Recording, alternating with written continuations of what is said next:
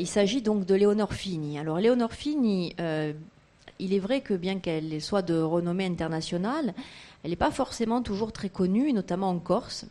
Alors j'ai voulu parler de ce personnage tout simplement parce que cette dame est venue, elle a fait la connaissance de la Corse, bien que d'origine italienne, donc relativement proche de nous, géographiquement parlant. C'est quelqu'un qui a découvert la Corse au début des années 50 et qui a eu un coup de cœur pour le village de Nonza. Le village de Nonza situé dans la partie sud-ouest du Cap Corse, qui est aussi mon village d'origine.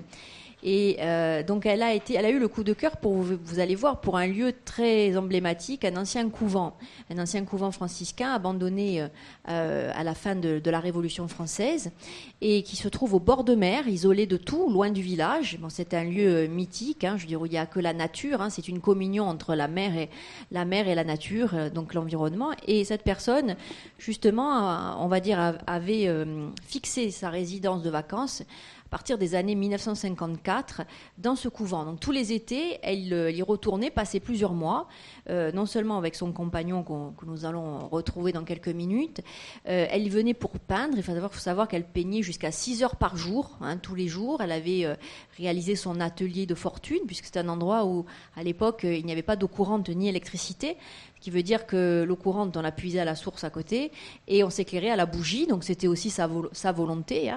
Et c'est quelqu'un qui s'est défini, enfin pas elle, mais on l'a défini comme un peintre surréaliste. Alors Léonore Fini, contrairement aux autres peintres qui ont fréquenté la Corse à cette période, donc elle a fréquenté notre île des débuts des années 50 jusqu'au tout début des années 80, donc presque pendant 30 ans on va dire, globalement. C'est quelqu'un qui justement s'est inspiré de la Corse, mais toujours, comme elle le disait, dans le cadre de mon musée imaginaire. C'est-à-dire qu'elle n'a été en aucun cas peintre paysagiste, ni portraitiste. Elle a été portraitiste, mais dans un cadre toujours très fantastique. D'ailleurs, on l'a même surnommée la prêtresse de l'art fantastique. Alors, vous allez comprendre à travers, on va dire, sa vie, qui a été riche, puisqu'elle est quand même, on va dire, décédée à un âge plus que raisonnable. Donc elle est morte dans les années 1996, donc au mois de janvier 1996 pour être exact. Elle est née en 1907. Et c'est quelqu'un qui a commencé à peindre très jeune. Donc vous allez voir qu'elle a fait beaucoup de choses, elle a beaucoup voyagé.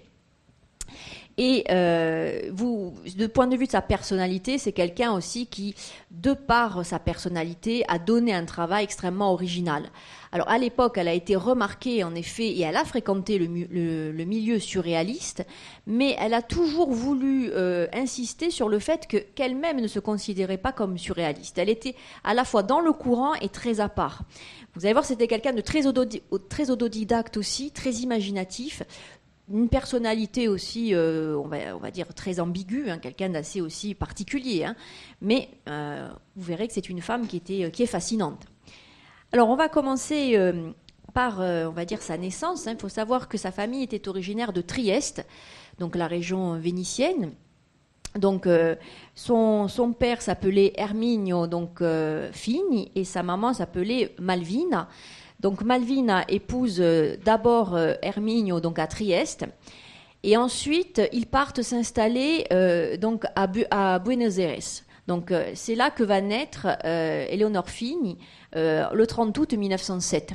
Alors pourquoi à Buenos Aires? Tout simplement parce que le papa est un homme d'affaires, c'est quelqu'un qui a fait fortune là-bas. Le problème, c'est quand même un homme qui est un joueur invétéré, un homme assez violent aussi vis-à-vis de sa jeune épouse.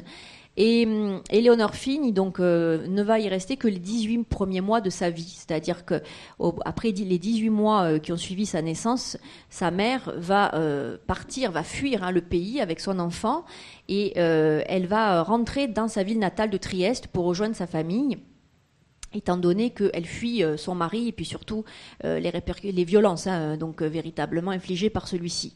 Alors quand l'enfant rentre à Trieste, Léonore Fini va bénéficier d'une enfance heureuse, c'est-à-dire elle va bénéficier d'une enfance entourée par ses grands-parents, son oncle. Ce sont des gens quand même d'un milieu assez aisé, puisqu'ils vivent, vous allez voir, dans une maison de type plutôt palais, en centre même de Trieste, où il y a une gouvernante, il y a également une domestique. Donc voilà, elle est quand même dans un milieu où elle manque de rien, et surtout où elle va pouvoir très rapidement vaquer à ses occupations d'artiste. Alors là, vous la voyez justement, donc enfant ici, photographiée donc dans la ville de Trieste.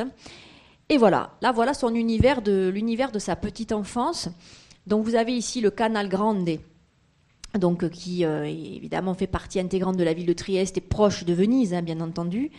La demeure familiale qui est ici, donc qui est sur une des artères principales de la ville, hein, où elle a évidemment passé ses plus belles années avec sa famille proche, sa famille maternelle.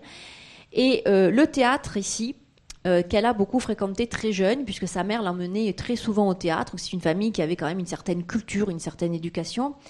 Et par contre, Léonore va être très, très marquée par un événement. Il faut savoir que son père va tout faire pour essayer de la récupérer. Et il va tenter de la faire enlever, hein, donc dans la rue de Trieste. Donc l'enlèvement va échouer, mais ça va marquer l'esprit donc de la jeune fille, hein, donc, et ce tout au long de sa vie. Vous allez voir que sa vie n'est pas simple du point de vue psychologique. Hein. C'est quelqu'un qui va être complètement réfractaire au mariage, à la maternité. C'est quelque chose qui la rebute, hein, complètement. Ça vient vraiment finalement de sa naissance à sa toute petite enfance, cette histoire. Hein. Alors, très tôt, donc, bien là, nous sommes ici dans ses premiers dessins qu'elle fait enfant. D'ailleurs, donc là, c'est un dessin d'enfance qui date de 1920. Donc, elle s'appelle, vous voyez, c'est signé Pittor in Erba, hein, donc peintre en herbe. Donc, ce sont des petits croquis qu'elle fait comme ça. Donc, alors, c'est également une fillette qui n'aime pas du tout l'école. Alors, elle n'aime pas du tout l'école, non pas parce qu'elle n'est pas douée, mais c'est un système qui ne lui convient absolument pas. Hein. Elle s'ennuie à l'école. C'est quelque chose de trop conventionnel pour elle. Donc, bien souvent, elle y échappe et elle passe ses journées dans le jardin familial. Et là, elle fait des croquis de tout ce qu'elle peut voir, des objets laissés par la famille, des animaux qui traînent dans le jardin, des escargots, tout. Elle croque tout, donc c'est quelque chose, tout la passionne véritablement. Alors vous allez voir que rapidement, c'est quelqu'un qui progresse. Voilà, ça c'est un portrait qu'elle va faire donc d'un petit garçon, c'est un portrait au crayon. On est en 1924. Donc c'est quelqu'un qui va émettre très vite, on va dire, son intention à sa mère de devenir artiste. Hein. C'est quelqu'un qui va lui dire qu'elle veut vraiment faire de la peinture, mais vous allez voir qu'elle ne va pas faire que ça. C'est quelqu'un qui va être extrêmement polyvalent et doué dans beaucoup d'autres parties de l'art.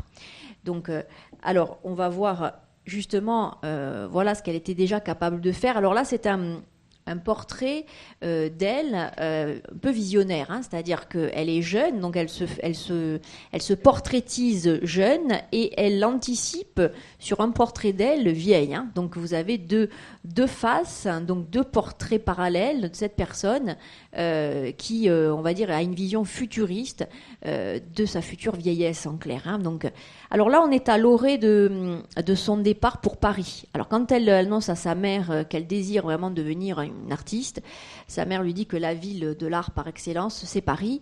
Donc, elles s'envolent toutes les deux ensemble, là-bas, à Paris. On est au début des années 30. Et à Paris, qu'est-ce qu'elle va faire ? Elle va faire beaucoup de choses. Déjà, elle va fréquenter, donc elles vont s'installer dans le quartier de Saint-Germain-des-Prés. C'est également donc quelqu'un fine qui va aussi s'immerger en fait dans la vie active de la cité, c'est-à-dire qu'elle va être dans les rues, au milieu de la foule, elle va faire des croquis d'hommes, de femmes qui passent, donc ça va beaucoup l'impressionner, beaucoup la passionner. Mais le travail n'est pas un travail encore rentable. Donc pour cela, elle va également aussi prêter ses talents pour d'autres choses, et en l'occurrence pour la mode. Alors, notamment, elle va créer, donc pour une de ses amies qui s'appelait Elsa Schiaparelli, va créer un parfum qui s'appelle Choking à l'époque.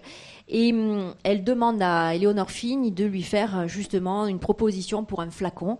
Et Fini va réaliser ce type donc de flacon de parfum qui, je vous fais remarquer, a été repris par Jean-Paul Gaultier, hein, donc cette forme donc de corps. Hein.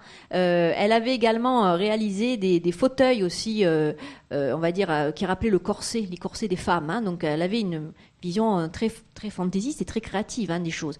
Ce que vous voyez ici, ce sont les portes d'une armoire avec donc des figures anthropomorphes, des figures de mi-femme et on va dire même mi-zoomorphes avec des ailes dans le bas du corps. Alors, Fini, c'est également aussi une jeune femme qui est très douée de ses mains aussi dans la couture. C'est quelqu'un qui va faire des costumes pour le théâtre. Les théâtres parisiens commencent à lui demander pas mal, on va dire, de costumes pour le théâtre, mais aussi pour les opéras. Donc c'est quelqu'un qui va jouer vraiment sur plusieurs tableaux. Alors là, c'est une rencontre qui va être une rencontre déterminante pour elle. C'est la rencontre avec Arthur Onatan. Donc Arthur Onatan, c'est un homme qui va être son professeur de dessin et de peinture. Quand elle le rencontre à Paris, il a déjà donc le début d'une quarantaine d'années. Elle est fascinée par cet homme, plusieurs niveaux. Déjà, bon, c'est son maître, certes, mais elle lui trouve un côté androgyne. Elle lui trouve un côté androgyne. Elle dit que justement, ce qui fait la beauté et le charme d'Arthur Onatan, c'est que il essaie pas tout le temps d'affirmer sa virilité. Et elle l'imaginait, puisqu'elle est jeune à l'époque, elle l'imaginait comme quelqu'un de très pur, de très chaste. Et beaucoup plus tard, elle apprendra qu'il était homosexuel. Donc voilà. Alors plus ou moins, c'est quelqu'un qu'elle avait énormément. Elle était en admiration devant lui. C'est quelqu'un qui va lui apprendre énormément de choses et surtout qui va lui permettre un envol véritablement vers les talents de surréaliste et surtout pour qu'elle puisse intégrer en fait le cercle des peintres surréalistes de l'époque. Alors. Là, ça va faire partie de ces premiers tableaux qu'elle va exposer, notamment à New York. Alors, ce qui va se passer, c'est qu'on est dans les années 1935-36. Là, elle commence à être reconnue à Paris et elle expose à Paris dans le cadre de la peinture contemporaine italienne. Et de par ce fait, on va lui proposer d'exposer à New York. C'est-à-dire que les peintres surréalistes, justement, veulent dépasser les frontières de l'Europe et de la France et exporter le surréalisme, donc, on va dire, outre-Atlantique. Alors, quand elle va exposer à New York, elle va surtout se faire remarquer de manière très positive par ce tableau que vous voyez là, qu'elle a intitulé à l'époque « La sorcière ». Alors la sorcière, vous voyez que c'est à la fois un nu, un féminin, donc d'une femme, on va dire plutôt guerrière, alors qu'on a l'impression que le balai, on dirait plutôt une lance plutôt qu'un balai. C'est une vision très, très propre en fait à Fini, puisque la vision de la femme est une vision toujours de dominatrice, de guerrière. Donc dans d'autres tableaux qu'elle fera, également, on a cette vision-là. Léonore Fini, c'est quelqu'un qui a toujours aussi été investi dans la cause féminine, dans le côté de l'émancipation de la femme libérée. Voilà, c'est vraiment quelqu'un qui, on va dire, qui renforce sa peinture aussi par rapport à sa vision des choses. On sait par exemple que sur ces entrefaites entre, on va dire, son établissement à Paris et New York, elle a fait un aller-retour à Milan. Son séjour à Milan va être très court parce qu'elle est déçue de son séjour. Elle trouve justement que les artistes là-bas sont trop misogynes et ça correspond pas du tout à l'état d'esprit qu'elle se fait de l'art et des artistes. Donc elle rentre de Milan, elle ne veut pas y rester et donc par le biais de cette exposition de New York, c'est quelqu'un évidemment qui va déjà là, on va dire à l'orée de la Seconde Guerre mondiale, c'est déjà quelqu'un qui se fait connaître internationalement. Alors juste à côté, c'est à peu près les mêmes périodes. C'est un ami à elle qui a posé pour l'œuvre et donc c'est on va dire une vision donc travestie de l'homme. On appelle ça le travesti à l'oiseau. Donc vous voyez une vision très maniérée, très féministe de l'homme qu'on peut avoir. Et vous verrez que cette façon de se travestir, on va le retrouver aussi quand elle va venir en Corse pour passer ses étés. Vous verrez qu'elle organise régulièrement des fêtes avec ses amis et ce sont souvent des fêtes costumées. Voilà, alors là c'est une vision, ce tableau je l'ai choisi particulièrement parce que c'est une huile sur toile pardon, de 1933 et ça s'appelle La maternité. Donc ça vous donne déjà quand même une vision très particulière du rapport entre la mère et l'enfant. On a véritablement l'impression que la mère étrangle l'enfant ou l'étouffe. la mère avec des épaules très puissantes, un cou très massif, très imposant. Hein, donc on a justement on voit à travers déjà cette œuvre ce que pouvait ressentir Léonore Fini vis-à-vis de la maternité. Hein. C'est quelqu'un qui, comme je vous l'ai dit, a une aversion totale par rapport à ce sentiment. Elle ne se sentira jamais mère et elle ne voudra jamais l'être. Ah, ça c'est sa rencontre, une rencontre déterminante qui va bouleverser toute sa vie. C'est la rencontre avec l'amour de sa vie. Il s'agit donc, elle le rencontre sur la Côte d'Azur. Donc nous sommes en 1941. Il s'agit donc de Stanislao Lepri. Alors Stanislao Lepri, c'est quelqu'un donc qu'elle rencontre dans un des palaces. Elle est donc dans la région de Nice. C'est le coup de foudre. Donc c'est vraiment quelqu'un pour qui vraiment elle va tomber en admiration totalement, et ça va être son compagnon jusqu'en 1980, puisqu'il décédera en 1980, et c'est quelqu'un avec qui elle va beaucoup voyager, beaucoup partager des choses, et surtout Stanislao Lepri va suivre Fini dans sa carrière, il va même lui servir de modèle. C'est quelqu'un qui investit la vie de Fini dans tous les sens du terme, pas qu'au niveau sentimental, mais il sera présent vraiment dans sa vie d'artiste. C'est quelqu'un qui partage sa passion à 300%, donc ils étaient vraiment faits pour s'entendre. C'est quelqu'un qui a les moyens, bien entendu, puisque quelqu'un qui sort d'une famille plus qu'aisée.